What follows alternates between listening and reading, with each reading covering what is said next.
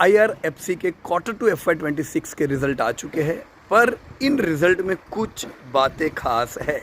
दोस्तों, वैसे आईआरएफसी यानी इंडियन रेलवे फाइनेंस कॉरपोरेशन प्रायोरिटीली रेल फाइनेंसिंग के लिए थी और उनको लीज प्रोवाइड करने के लिए थी, जिसके कारण उनको ग्रोथ भी अच्छा मिलता था। एनपीए उनके ऑलमोस्ट नील रहते थे, एक बिल्कुल सेफ बेट मानी जाती थी।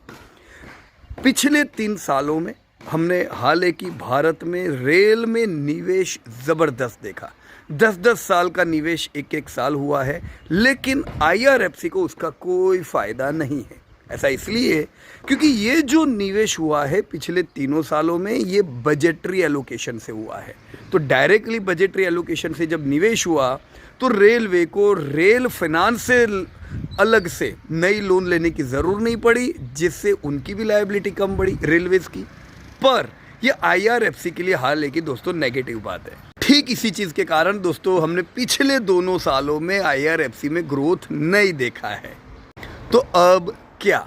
चलिए दोस्तों, फटाफट हम लोग इनकम पहले देख लेते हैं। इनकम करीबन 8% घट के आई है, क्योंकि एयूएम तो बढ़ता ही नहीं है अभी, इनका लीज भी डिक्रीज हुई है, लेकिन प्रॉफिटेबिलिटी दोस्तों 10% से बढ़ी है। हालांकि पहले इनकम देखनी चाहिए, इनकम सस्टेनेबल बढ़ेगी तो प्रॉफिट कंटिन्यू बढ़ेंगे, नहीं तो ये टेम्पररी प्रॉफिट बढ़ते हैं। सो यस, ईपीएस वापस से लाइफ टाइम हाई की ओर जा रहा है। यहाँ पे EBITDA देख के कोई ज़रूरत नहीं है, हमें देखना चाहिए NIM, क्योंकि यही दोस्तों ड्राइवर होता है फाइनेंस कंपनीज़ में। तो खास KPI में हम NIM देखें 1.55% है, ये मार्जिन बेस इम्प्रूव हुआ है। अब मैं AUM की बात करूँ तो AUM जो 3 साल से नहीं बढ़ रहा था 4.62 लाख करोड़ है।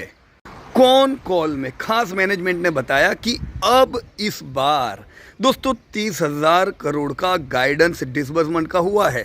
तो ये कैसे हुआ है?